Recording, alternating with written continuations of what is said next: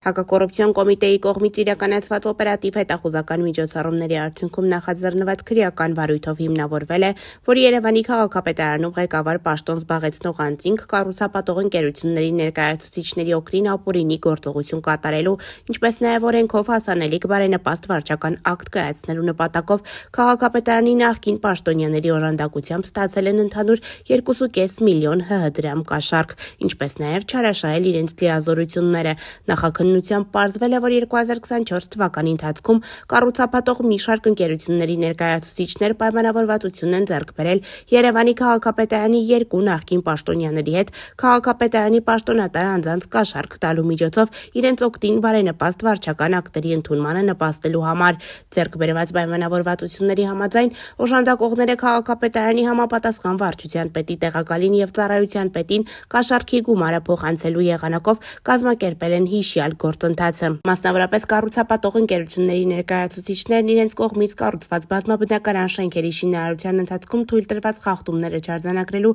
եւ ավարտական ակտն ապօրինի ստանալու համար օժանդակողների միջոցով քաղաքապետարանի հիշյալ պաշտոնատար անձանց տվել են շուրջ 2.5 միլիոն ՀՀ դրամ կաշառք։ Խոշոր չափերով կաշառք